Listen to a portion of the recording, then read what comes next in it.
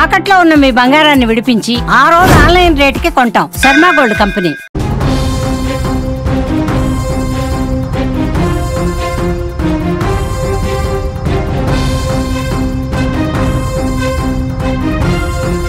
జమ్మూ కాశ్మీర్లో ఉగ్రవాదుల వేట కొనసాగుతోంది.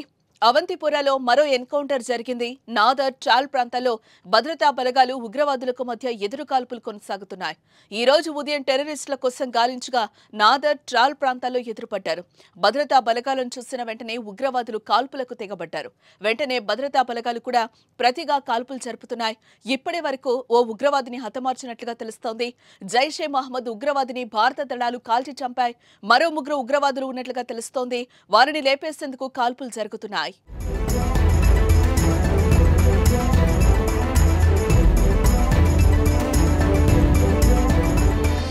జమ్మూ కాశ్మీర్లో గడిచిన 48 గంటల్లో రెండో ఎన్కౌంటర్ ఇది. 2 రోజుల క్రితం కూడా షోపియాన్ ప్రాంతంలో జిన్పాతర్ కెల్లర్లో జరిగిన ఎన్కౌంటర్లో ముగ్గురు ఉగ్రవాదులు హతమయ్యారు. ఆపరేషన్ కెల్లార్ పేరుతో జరిగిన ఎన్కౌంటర్లో ఉగ్రవాదులను మట్టుబెట్టారు. అనంతరం భారీగా ఆయుధాలను స్వాధీనం చేసుకున్నారు. అంతేకాకుండా మందుగుండు సామగ్రిని కూడా భద్రతా బలగాలు స్వాధీనం చేసుకున్నారు. మొత్తానికి పహల్గాం దాడిలో పాల్గొన్న ఉగ్రవాదులను పట్టుకోవాలనే సంకల్పంతో భద్రతా బలగాలు ముందుకు సాగుతున్నాయి. ఈ నేపథ్యంలోనే ఉగ్రవాదుల కోసం జల్లెడ పడుతూ దొరికిన వారిని దొరికినట్టు చంపేస్తున్నారు.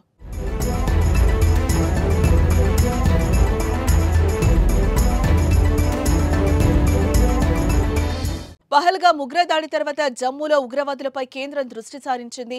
పహల్గాం ఉగ్రవాదుల కోసం గాలిస్తూ స్థానికంగా ఉండేవారిపై కూడా ఫోకస్ చేశారు. జమ్మూ కాశ్మీర్లోని పలు ప్రాంతాల్లో ఉగ్రవాదులు దాగి ఉన్నారన్న అనుమానంతో భద్రతా బలగాలు గాలింపు చర్యలు ముమ్మరం చేశాయి. అటవీ ప్రాంతాల్లో అణువణువు జల్లెడ పడుతున్నాయి. సమస్యాత్మక ప్రాంతాల్లో భారీ భద్రతా ఏర్పాట్లు చేశారు. వరుస ఎన్కౌంటర్లతో ఉగ్రవాదులను మట్టుబెడుతున్నారు. కానీ పహల్గాం ఉగ్రముఖ మాత్రం తారసపడలేదు. వారి కోసం తీవ్రంగా గాలింపు అయితే కొనసాగుతోంది. మన దేశంలోని అడవుల్లోనే వారు దాక్కున్నారనే అనుమానంతో గాలిస్తున్నారు.